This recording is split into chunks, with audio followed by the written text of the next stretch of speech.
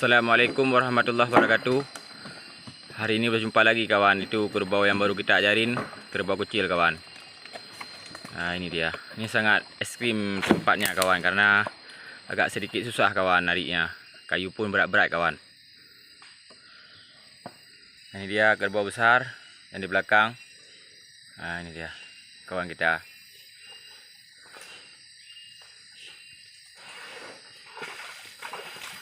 Agak sedikit becek kawan ini. Nah ini dia kawan, cukup susah. Oh aduh, parah kali kawan. Hup. Nah dia langsung berhenti kawan karena dia kayu dua. Nanti ke depan kawan agak sedikit sulit kali kawan. Cukup parah jalannya kawan. Tempurnya aduh. Ini kerbau baru kita ajarin kawan, jadi nggak bisa kita lepas tali ini karena dia agak sedikit takut sama kita kawan. Ini udah pada bisa juga kawan. Tenaganya dia full nih kawan.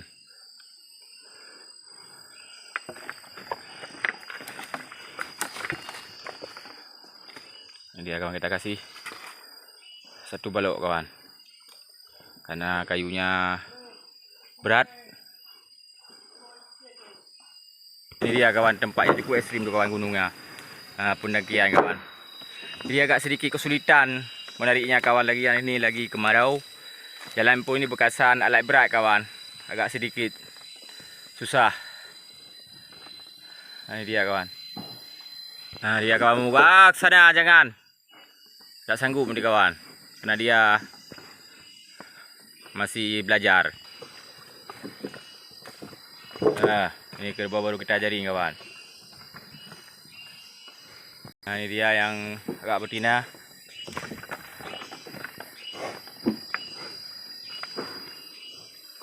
Agak sedikit pendangkian cukup parah kawan.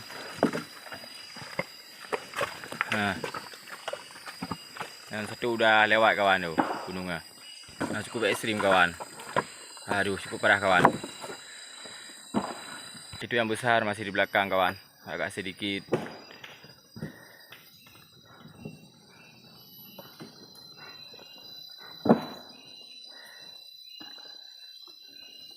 Nah ini dia farel kawan. Nah ini dia kerbau.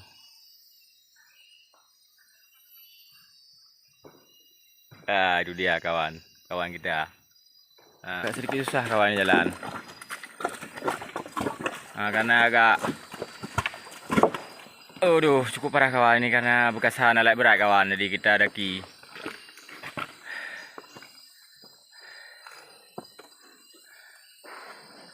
Pelan-pelan.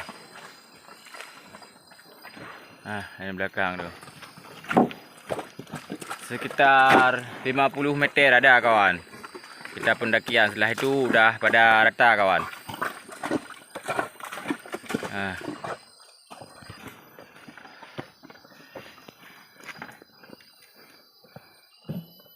Agak sedikit susah kawan. Ini dia kawan. Kita yang nengok aja, kasihan kawan. Tapi apa boleh buat kawan. Ini lagi puasa kita kawan.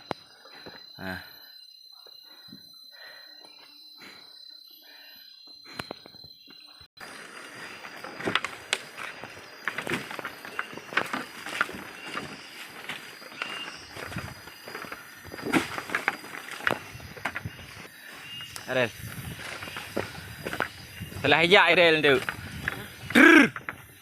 Anak ke buah je hijak dak di.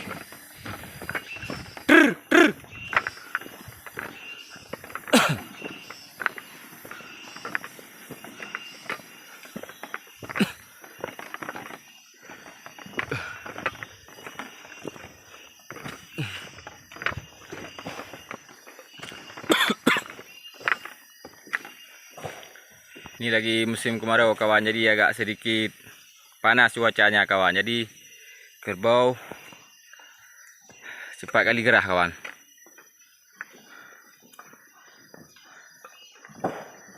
Ini dia kawan.